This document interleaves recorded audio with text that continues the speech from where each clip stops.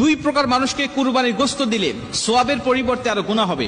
রাসূল সাল্লাল্লাহু আলাইহি ওয়াসাল্লাম স্পষ্টভাবে আমাদেরকে বিষয়টা জানিয়েছেন। একাধিক হাদিস এবং বুখারী এবং মুসলিম শরীফের মধ্যেও এই হাদিসটা বর্ণনা করা হয়েছে যে দুই প্রকার মানুষ আছে এমন, যাদেরকে কুরবানির গোশত দিলে আমার কুরবানি কবুল হবে না এবং সোয়াবের পরিবর্তে গুনাহ হবে।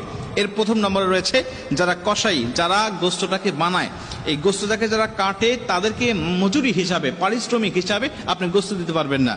তারা যেহেতু পরিশ্রম করেছেন, কষ্ট করেছে, এই জন্য তাদেরকে পারিশ্রমিক দিতে হবে, তবে গোশত নয়। আপনি তাদেরকে টাকা পয়সা বা অন্য কোনো চুক্তি তাদের আপনি দিতে পারবেন, কিন্তু ওই কুরবানির পশু থেকে আপনি তাকে কিছুই দিতে পারবেন না। আমাদের সমাজে অনেকে দেখা যায় যে কুরবানির সারাদিন কাটাকাটি করছে, তাকে 4টা পাও দিয়ে দিল বা 2টা পা দিয়ে দিয়েছে, মাথাটা দিয়ে দিয়েছে, গরু ভুঁড়িটা দিয়ে দিয়েছে, এরকম একটা শর্ত দিয়ে আমরা তাদেরকে কাজে নিয়োগ দেই। আল্লাহ রাসূল সাল্লাল্লাহু আলাইহি ওয়াসাল্লাম বলছেন, লা ইউতা ওয়া লা ইউতা ইল্লা লিজাযারাতিহা শাইআ।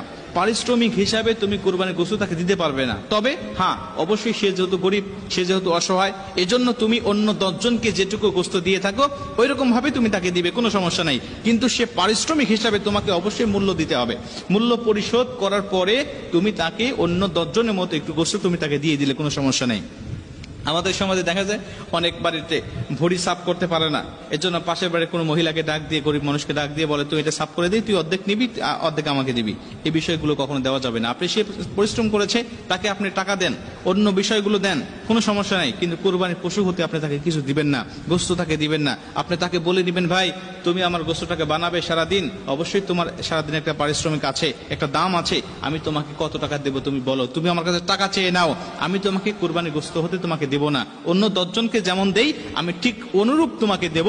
বেশি আশা তুমি আমার কাছে করবে না, বেশি আশা করলে তুমি আমার কাছে টাকা চেয়ে নাও যে কত টাকা তুমি নিবে, কিন্তু গোশত তুমি বেশি আশা করতে পারবে না। কেন? আল্লাহ রাসূল আমাদেরকে নিষেধ করেছেন হাদিসের মধ্যে, বুখারীতে, মুসলিমে, অন্যান্য বিভিন্ন কিতাবের মধ্যে হাদিসটা বর্ণনা করা রয়েছে।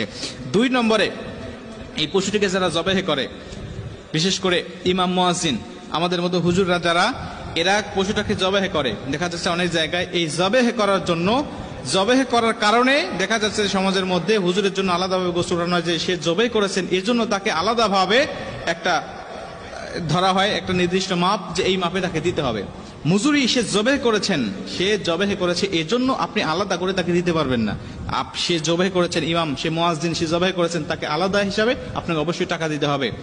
আপনাকে অবশ্যই পারিশ্রমিক হিসেবে টাকা দিতে হবে। আপনি গরু প্রতি 1000, 2000, 5000 যা যেমন পারেন আপনি দিয়ে দিলেন, সমস্যা নাই। কিন্তু আপনি যদি মনে করেন যে না, সে ইমাম মানুষ, তাকে কিছু দিতে হবে, অবশ্যই অন্য 10 জনের মতো আপনি তাকে দিবেন, কিন্তু পারিশ্রমিক হিসাবে সে জবাহ করেছে এজন্য আমি তাকে অনেক মোটা অঙ্কের কিছু দিব, আমি 5 কেজি 10 কেজি তাকে গোশত দেবো, এমনটা নয়। আপনি অন্য 10 জনকে যেমন দেন সেই অনুরূপ ভাবে দিবেন।